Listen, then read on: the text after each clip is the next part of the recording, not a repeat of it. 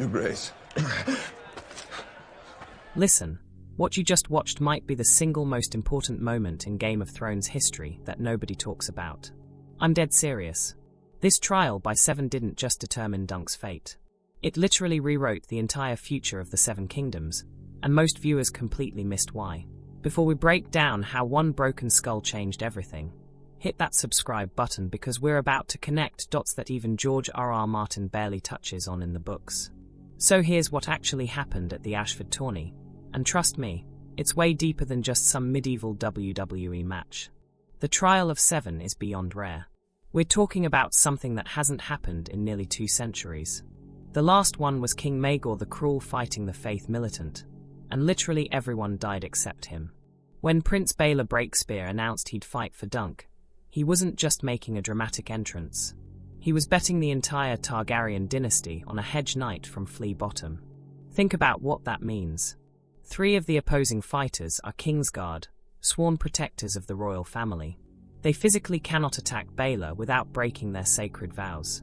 So Baelor just checkmated his own brother's team before the first lance was even lowered. That's why Prince Maekar looked absolutely furious. His brother didn't just level the playing field, he tilted it completely in Dunk's favor. Now here's where the books get really interesting, and the show nails this detail.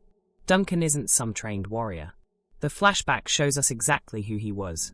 A starving kid from Flea Bottom who watched his friend Rafe get her throat slit by a corrupt city watchman over a few silver coins.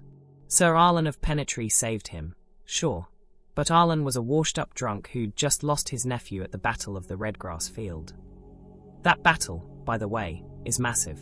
It's where Daemon Blackfyre, the legitimized bastard son of King Aegon the Unworthy, tried to take the throne from Daeron the Good. Daemon was given Blackfyre, the Valyrian steel sword of kings, and had just as much Targaryen blood as Daeron. The realm literally split in half. Blood Raven, who'll eventually become the three-eyed raven you know from the main series, commanded 300 archers called the Raven's Teeth and turned that battlefield into a graveyard. Young Dunk is walking through corpses, stealing scraps of metal to sell, and he finds a dying Hightower knight crushed under his horse. This is important because House Hightower played both sides in that war. They sent half their army to fight for the king and half to fight for Daemon, guaranteeing they'd win no matter the outcome. Pretty smart, pretty slimy. But Dunk sees this dying man call for his mother, and something breaks in him. Rafe tells him nobles deserve special words when they die so they don't go to hell. This plants a seed. Dunk starts believing in honor, in protecting the innocent, in knighthood meaning something beyond just hitting people with swords. Fast forward to the trial, and Dunk is getting absolutely destroyed. I counted the hits. 9 separate stab wounds through his armor. That's not counting the lance that impales him in the opening charge or the morning star crushing his helmet. The show doesn't hold back on showing you what real medieval combat looked like. It's not clean. It's not heroic. Raymond Fossoway and Dunk are literally vomiting from fear before the fight starts because they are untested green knights who've never faced death like this. Prince Aerys Bright Flame is everything Dunk isn't. Best armor, best weapons, best training, and he's got that Valyrian arrogance cranked to 11. Remember, this is the guy who drank wildfire thinking it would turn him into a dragon. Yeah, he's not all there. But in this moment, Aerys is winning. He's faster, more skilled, and he's stabbing Dunk through the hand with the same dagger he used to crack walnuts in the previous episode. That's just disrespectful. Here's where it gets crazy. Dunk is done. He's bleeding out, his vision is fading, he can barely stand. Aerys is screaming at him to yield, and the herald is about to blow the horn to end it. Then Dunk hears Sir Arlan's voice. His dead master, the drunk who saved him in Flea Bottom, is somehow giving him the strength to get up. The crowd goes absolutely insane. Everyone from the small folk to the lords are cheering for this random Hedge knight who refused to stay down. Dunk grabs Aerys, uses his own shield against him, and beats him until the dragon prince yields. When Aerys officially withdraws his accusation in front of Lord Ashford and the nobles, it's over. Dunk is innocent. The gods have spoken. But here's the tragedy that changes everything. Prince Baelor Breakspear, heir to the Iron Throne, first of his name, the hope of the realm, takes off his helmet and the back of his skull is completely caved in. Prince Maekar's mace hit him in the gorget, the weak point where the helmet meets the armor, and Baelor's head just collapsed inward. The books describe this moment with brutal clarity. Baelor's brown eyes, The Dornish eyes he got from his mother Mariah Martell are still aware. He knows he's dying. He asks for help removing his helm, and when they do, everyone sees the truth. The blood, the broken bone, the inevitable end. Now here's the question everyone asks. Did Maekar kill his brother on purpose? The answer is complicated. Maekar resented Baelor. The books make that crystal clear. He was always in his shadow, always the second son, and their mother clearly favored Baelor. Lionel Baratheon's line about "mother loved you best" isn't just trash talk. It's the truth. Maekar spent his entire life being compared to his perfect older brother. But did he commit murder? Probably not. Maekar never wanted this trial to happen. He thought Aerion was being an idiot. When Baelor revealed himself, Maekar looked shocked, not pleased. And think about the line of succession. Even if Baelor dies, Maekar is still behind 5 other people for the throne. Baelor had 2 sons. Killing him doesn't make Maekar king. It just makes him a kinslayer, which is one of the worst things you can be in Westeros. No, what happened was an accident born from rage and resentment. Maekar swung too hard, aimed too true, and in one terrible moment, he destroyed his own brother and changed history forever. Because here's what happens next, and this is where it gets absolutely wild. With Baelor dead, his sons Valar and Mutteris are next in line. But guess what? They both die in the Great Spring Sickness just a few years later. A plague wipes them out. Then the line passes to Aerion Brightflame, who we just watched get his ass kicked by Dunk. Aerion drinks wildfire and dies like an idiot. That means Maekar becomes king. King Maekar I. And when Maekar dies at the age of 54, guess who's next? His 4th son. The bald kid who serves as Dunk's squire. Aegon the Unlikely. Egg. The boy who became Aegon V, one of the greatest Targaryen kings, only got there because his uncle Baelor took a mace to the skull at the Ashford tourney. That's insane. Egg's entire reign, his reforms for the small folk, his attempts to hatch dragon eggs that eventually burned down Summer Hall and killed him, all of it traces back to this one moment. And Dunk kneels before the dying Baelor and says, "I am your man." That's a formal pledge of service. He's offering his life to Baelor, acknowledging that without him, Dunk would be dead.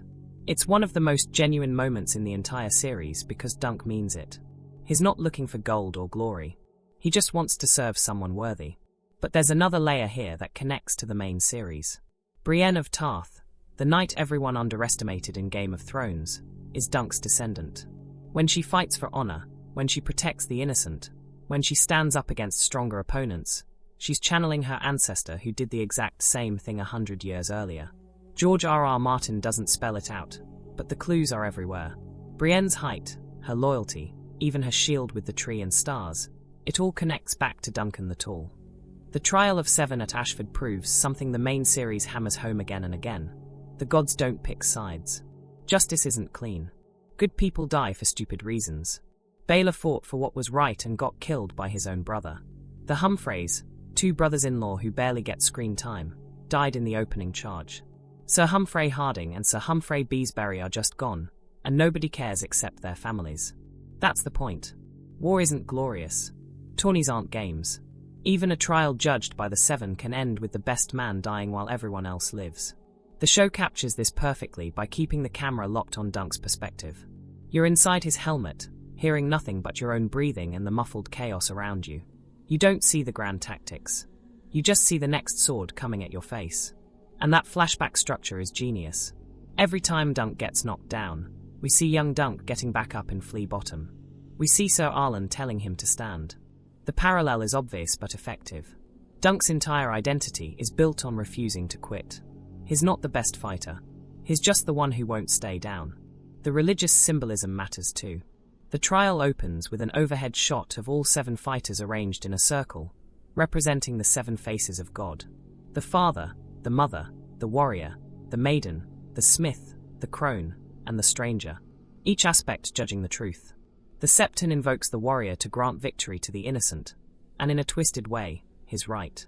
Dunk wins, but the cost is Baelor's life. Sir Arlan's words in the name of the mother, when he saves young Dunk in Flea Bottom, echo throughout the episode. The mother represents mercy and protection of the innocent. That's what Arlan did. That's what Dunk does for Tanzel. That's what Baelor does by joining the trial. And it's what gets Baelor killed. The episode title, In the Name of the Mother, works on every level. Dunk's actual mother abandoned him, Maker's mother favored Baelor. The aspect of the mother drives the entire conflict. And in the end, Baelor dies protecting an innocent man, fulfilling the mother's purpose even as he's struck down. Let's talk about the technical side because the direction here is phenomenal. Owen Harris, the director, makes a specific choice to stay claustrophobic. No wide battle shots. No dramatic slow motion. Just brutal, close-quarters violence that feels real. When Raymond Fossoway gets knocked off his horse by his own cousin, you feel it. When Dunk slashes Aeryn's inner thigh, potentially hitting an artery, you wince. This isn't Hollywood fighting. This is what killing actually looks like. The background details matter too. While Dunk fights Aeryn, you can see Maekar battling Sir Robin Riesling and Lionel Baratheon. You can spot Raymond confronting his cousin Stefan. The battle is happening all around, and the show trusts you to catch it without spoon-feeding you every detail. And that final moment when Dunk tosses Aeryn aside after he yields. Perfect. No honor. No respect. Just contempt for a spoiled prince who tortured a puppeteer and started this entire mess. Aeryn withdraws his accusation, and Dunk treats him like the trash he is. But the real gut punch is Baelor's death. He's not killed by an enemy. He's killed by his brother during an attempt to do the right thing. The tragedy isn't that evil won. It's that good people destroyed each other while trying to find justice. The aftermath shows Dunk being treated by Steely Pate, who has to cut the chainmail out of his wounds because the lance drove the metal rings into his flesh.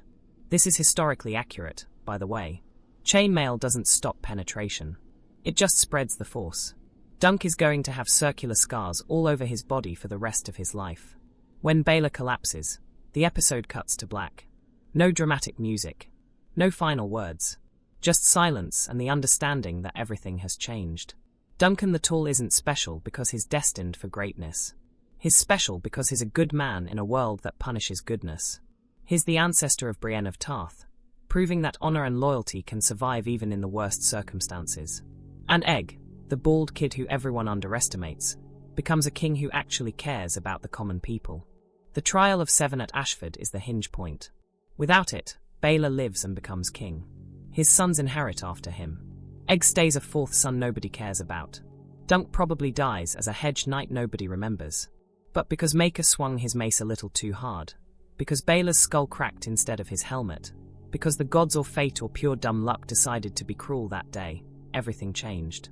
That's the genius of George R.R. Martin's world. The smallest moments have the biggest consequences. A drunk knight saves a kid in Flea Bottom. That kid becomes the greatest knight in the realm. That knight serves a prince who becomes the king who tried to bring back dragons. And it all traces back to one trial where everybody lost. If you made it this far, drop a comment telling me what you think really happened with Maekar, accident or murder. And hit subscribe because we're covering every episode of this series. And trust me, it only gets more complex from here.